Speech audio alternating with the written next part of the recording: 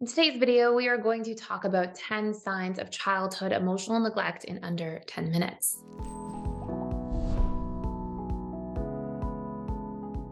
If you are enjoying this channel here, please consider liking, sharing, subscribing, and hitting the notification bell so that you don't miss any of the daily videos that we put out for breakthroughs about your subconscious mind, attachment styles, and relationships. And if you do hit the like button, it obviously supports the algorithms. So thank you in advance.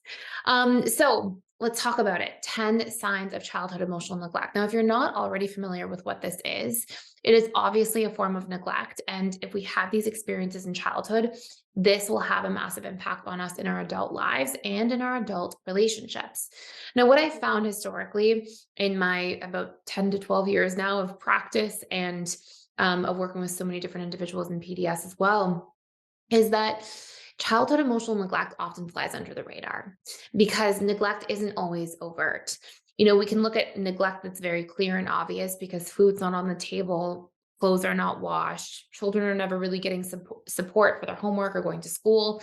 But then there's emotional neglect that can really fly under the radar and be quite covert in its nature because, it may just exist in the form of a lack of discussing emotions, a lack of getting a child to open up or checking in with them emotionally, perhaps shaming their emotions or dismissing them if they try to share something emotional. But these things have a massive impact on a person's subconscious mind.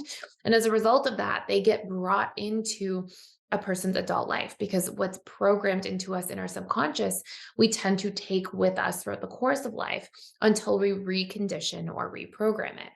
So, the very first thing you'll see a lot of the time is there can be a tendency for somebody to be slow to warm up or perhaps standoffish who's experienced childhood emotional neglect in their childhood.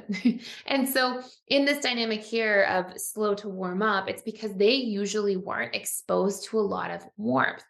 There tends to be this strong correlation between having emotional availability in childhood and having a sense of warmth and connection between people that we then bring out with us into our adult lives.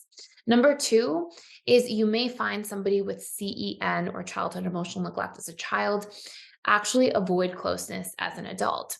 Why? Because there are often repeated attempts for a child to try to gain closeness with their parents or caregivers, and that is consistently met with a form of rejection. So the only thing that creates relief for a child is to go, I'm not going to bother. I am going to opt out. I'm not going to keep trying. And then at least I don't have the pain of rejection consistently being felt on a daily basis as I try to increase closeness with people who are not available to give it to me. And so you'll see as an adaptation strategy as a result of that, that somebody with CEN in their childhood is likely to actually not even bother trying to achieve real closeness as an adult. They may, in fact, have a greater chance of having more superficial relationships, or they may connect to people and then distance themselves suddenly when they feel too much closeness in their adult lives. Number three, you may see a sense of hyper independence. Essentially, this can be that they are just unable to rely on other people without a sense of feeling helpless.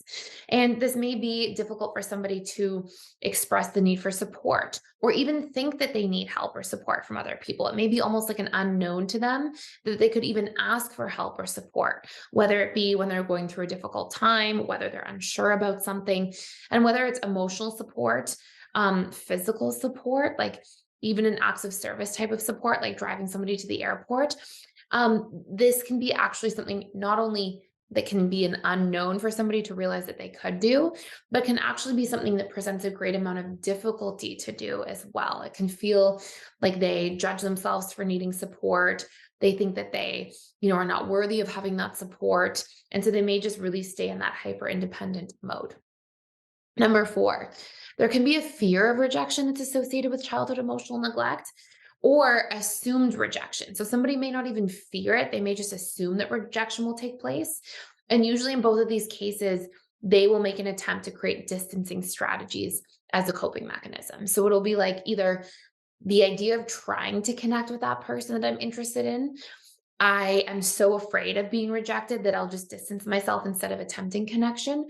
Or I'll just automatically assume they won't want to connect with me anyways. And I may even exhibit low level hostile behaviors towards somebody I'm interested in, which can again be a sign of childhood emotional neglect, where it's like, even when you want some connection with somebody, it then feels like they're a threat to you. So you just make this effort to kind of distance, or you feel this inner sense of hostility or being threatened by this person because of that desire for closeness. The next one we have is low self-esteem or big shame wounds. Now, these will not always be obvious to the outside world, but it tends to be quite common for people with childhood emotional neglect to shame themselves a lot or feel ashamed of things really easily. Now, they may appear very, stoic, and they may not show their emotions too much, but oftentimes when a child is exposed to a lot of neglect in their childhood, what ends up taking place is they can't conceive of this idea that, okay, my caregivers are emotionally unavailable. So instead, they just make it mean something about them. And so they go, okay, well, there must be something wrong with me that these people don't want to meet my needs or have closeness with me. So as a result of that, they will tend to feel a lot of internalized shame, and that shame can be very active very easily. They can really shame themselves for even very small things that may not seem shameful objectively, but they can kind of make a mountain out of a molehill, if you will, because they have a pre-existing shame wound that is so easy to get activated or triggered. Number 6, individuals with childhood emotional neglect are often very hard on themselves. In fact, they may expect that they sort of have to be perfect in order to be worthy of love or connection. And so they can even exhibit like different perfectionist tendencies. Number 7, it may be very difficult to open up to others. We'll often see two manifestations of this. We can see, for example, somebody not open up to other people at all and just really stay distant and not share personal things and really care about personal, space and privacy to an extreme and rigid degree. Or we can see somebody who may not open up to others very much at all, but then every once in a while they will overshare. Well, they'll share so much at once. Or they can really get other people to open up to them, but then they won't open up back to those people. And those are sort of, if you follow this channel, the differences between like the fearful avoidant childhood emotional neglect, where it tends to be a lot of one-way connection, versus dismissive avoidant, where there tends to not be much one-way connection in the emotional arena at all. And so there will just be this complete need for privacy. And then we have this dynamic of believing you are weak if you need support or connection. And this can be a really difficult one because, again, we're wired for attachment as individuals, right? So when we believe that we're weak, if we have this like biological need that exists, then it's like we're shaming ourselves for our existence, right? We're telling ourselves we're weak. It would be not that much different than telling yourself that you're weak for needing to eat food or to sleep or to drink water. We're wired for connection. This is natural for us as a species. And so to shame ourselves for wanting that connection or support can be quite a dysfunctional thing to feel internally. Another big thing you might see here is boundary issues. So you may see individuals with childhood emotional neglect either having way too strong of boundaries, where they just like have a boundary around everything, or they can be boundaryless for periods of time as a means of gaining closeness and love. But then eventually when they feel any of these triggers or wounds, of feeling shameful or weak, they can create these really strong boundaries again. So we'll either see these extreme opposing forces in regards to boundaries. And again, that's the more fearful avoidant version, or just extreme boundaries around everything, where we're not really letting anybody get close to us or connect with us, that being the more dismissive avoidant attachment style version. And then last but not least, we may see a lot of stonewalling and difficulty communicating needs. And they can really go hand in hand, because if I don't know how to communicate my needs, then it feels bad when I connect with somebody and have a need from them. And so I may try to stonewall, shut down, or tell myself I don't need connection from them. I don't need anything from them, as a way of justifying distancing myself in order to create relief.